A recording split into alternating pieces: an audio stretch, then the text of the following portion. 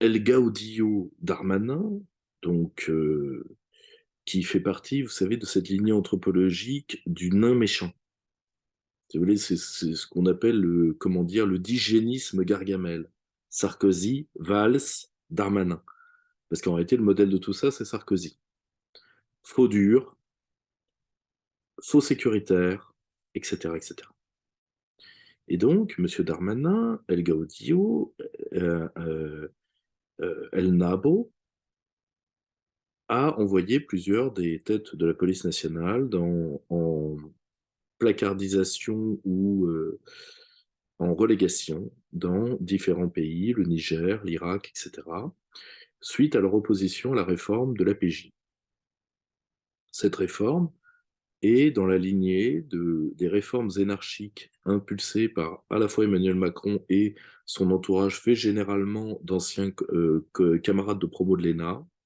On peut par exemple penser à la réforme en cours des douanes qui a pour but de détruire les douanes, hein, qui est fait par une des proches d'Emmanuel Macron, qui elle-même ne connaît pas plus aux douanes que je ne connais au tricot, donc, et qui sont des destructeurs de l'État. Ils sont les témoins de cette idéologie omniprésente en Occident depuis à peu près un peu plus d'une quarantaine d'années, pour qui il faut se faire pour se faire les populations, il faut se faire les États d'abord. Et il faut comprendre ça. C'est exactement comme les gens, et j'en fais pas partie, croyez-moi, qui mangent de la tortue. Vous enlevez les carapaces avant d'avoir les chairs. Et ben là, c'est pareil. Se faire les États pour ensuite se faire les populations. C'est aussi simple que ça. Pour une raison qui est très simple, quoi qu'on pense de l'État, dans des logiques soit morales, type de gauche anarchique, soit des logiques que j'appellerais d'esthétisme adolescent, type nietzschéisme de droite, l'État a été une avancée sociale colossale. Parce qu'il a permis de créer un prédateur naturel des petites gens. Voilà, c'est aussi simple que ça. Et, euh, et certaines personnes ont envie que cette avancée disparaisse, pour revenir de ce qu'on appelle chez les Russes le temps des boyards, qui n'est pas tout à fait la féodalité, qui est plutôt le temps des barons, c'est-à-dire des barons au sens américain fin 19e, c'est-à-dire de gens qui n'ont pas. Alors attention, hein, la féodalité, c'est une ultra-violence.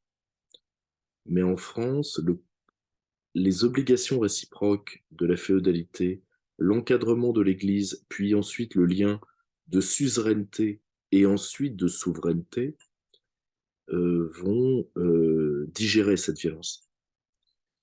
Dans d'autres parties des différentes civilisations européennes, l'ordre barbare est resté très présent. Et c'est plutôt cet ordre barbare que certains veulent ramener, sous couvert d'ailleurs de droit de l'hommisme, ce qui est normal, hein, c'est une morale de classe. Ils peuvent se permettre de l'avoir parce qu'ils ont les moyens d'avoir des gardes, plusieurs digicodes, plusieurs portes blindées et bientôt des gardes armés. C'est le prix des bons centimes. C'est les deniers du rêve diversitaire. Donc, parmi les clés de la souveraineté de l'État, je vous rappelle la définition de Raymond Aron, un État souverain, c'est un État qui est en paix à l'intérieur, respecté à l'extérieur. Il faut donc détruire la diplomatie et détruire la police. Et évidemment, le fin du fin, détruire l'armée. Ils essayent de faire sur ces trois fronts, avec d'ailleurs la complicité d'un nombre incalculable d'agents. C'est moins le cas de l'armée, mis à part certains généraux otanisés, mais c'est énormément le cas de la police et encore plus de la diplomatie, qui sont des corps qui ont pourri en partie d'eux-mêmes. Et ce n'est pas parce qu'on entend les défendre aujourd'hui qu'on doit oublier ça. D'accord? Donc,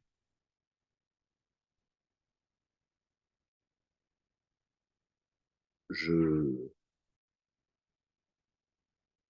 voilà grosso modo comment cela se présente.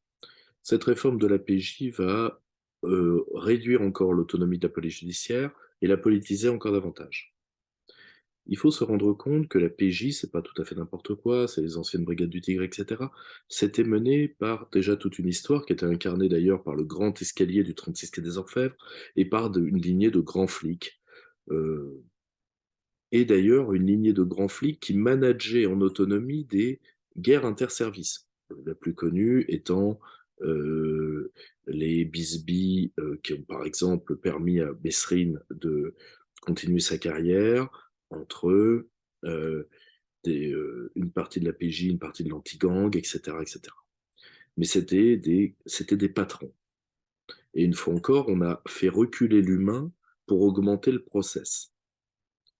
Et pour ça, on a eu besoin de faire monter des petits mecs, donc d'abaisser les grands flics, ce qui a permis au passage d'abaisser le corps pensant de la police, qui sont les commissaires divisionnaires, qui créent quand même des intellectuels de haut niveau, si vous lisez quelqu'un comme Jean-François Guéraud, et qui à terme, alors il est vrai que c'est un corps qui est, comment dire, idéologiquement très façonné par ce que j'appellerais l'humanisme maçonnique.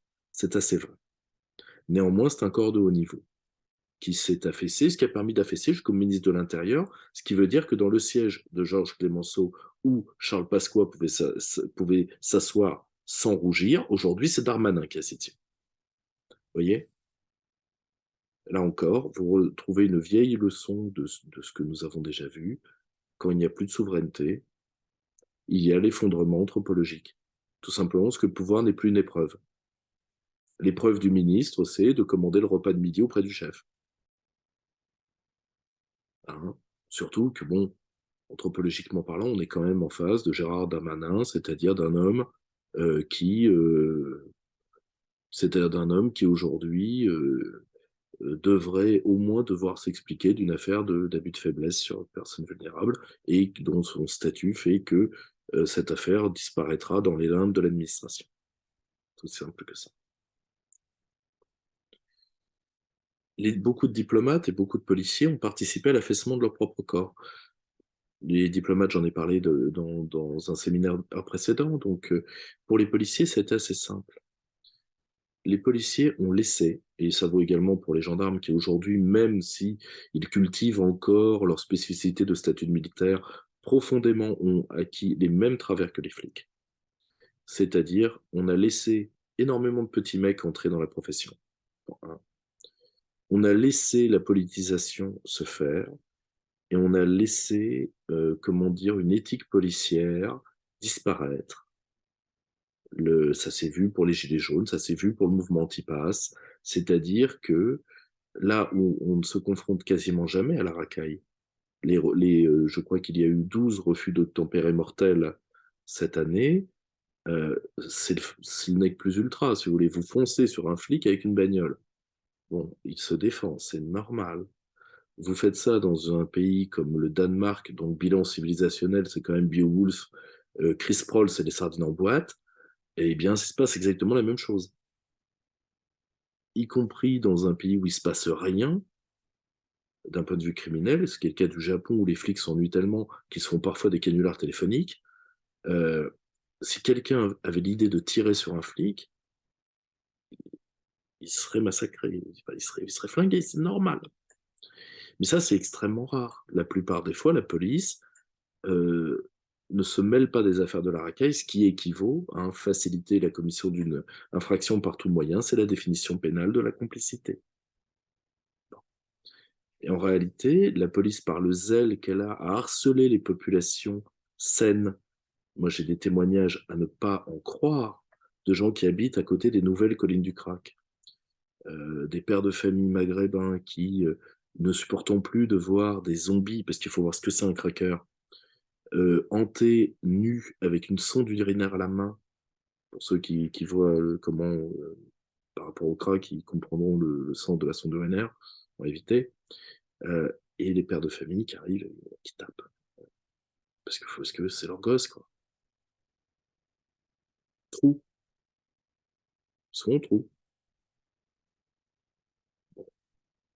Euh, Alors que, et même me disent, les policiers sont en permanence dans le quartier pour nous verbaliser en cas de mauvais stationnement. À un moment, too much, trop c'est trop. Eh bien, La police qui, après les attentats de 2015, aurait pu exiger ce qu'elle voulait, tellement elle avait conquis le cœur de la population. Aujourd'hui, les Français et les Français qui ont toujours soutenu les flics, les voient aujourd'hui de plus en plus comme une force, peut-être pas encore d'occupation, mais en tout cas comme une force de nuisance. C'est triste, je suis le 1er à le reconnaître, mais à titre personnel, quand vous avez vu en manif des pauvres gilets jaunes finis au sol par les flics, vous avez tendance à vous dire: «Bah». Et je comprends ce qu'a été le calcul dégradé de la police. Emmanuel Macron fonctionne au mépris, les populations peuvent pas le blairer, on va se mettre entre les populations et lui et comme ça on aura les dividendes. Eh bien le problème, c'est que la récompense de l'esclave, c'est un surcroît de chaîne. Ça arrive toujours. C'est comme ça, voilà. Donc évidemment, que devrions-nous faire? On doit reprendre toutes les réformes de la police depuis au minimum 25 ans, qui vont de la réforme de notre renseignement intérieur, qui est un corps policier, enfin qui est un corps constabulaire. Mettons ça sous l'étiquette constabulaire. Jusqu'au recrutement des îlotiers, et cetera. Évidemment, une revalorisation salariale, mais également, disons et un assouplissement légal du droit de discriminer. Discriminer étant, je le rappelle, un mot criminologique dont la plupart des gens ne comprennent pas le sens. La discrimination étant l'évaluation intellectuelle, de la dangerosité, donc la potentialité de la menace. De vouloir qu'on contrôle autant de fois dans une journée Marie-Thérèse, bonne sœur de 88 ans et appelons-le, heu, au choix, Emmanuel Victor ou Mokhtar, dealer de porte cochère, déjà condamné une vingtaine de fois, relève de l'hérésie pénale. Je le dis, c'est très clair, il faut être très net. Nous avons un problème de bande criminelle, nous avons un problème de diaspora migratoire en cours de criminalisation, nous avons une reprise en main physique à faire qui n'a pas d'équivalent dans l'Occident récent, sauf peut-être, les reprises en main de villes comme Birmingham, les reprises en main de certaines favelas brésiliennes ou, la reprise en main du New York aux mains des crackers des années 80. Donc, c'est aussi simple que ça et je pense, j'espère que nous aurons cette réflexion collective sur une police réellement républicaine, c'est-à-dire qui fait corps avec sa population et qui écrase le lumpenprolétariat, car celui-ci doit être écrasé pour le bien à la fois, si vous voulez, de la quotidienneté des petites gens et également de l'autonomie politique du peuple, car il faut pas oublier que le lumpenprolétariat est avant tout le persécuteur des classes travailleuses pour qu'elles ne fassent pas et jamais entendre leur voix et leurs droits.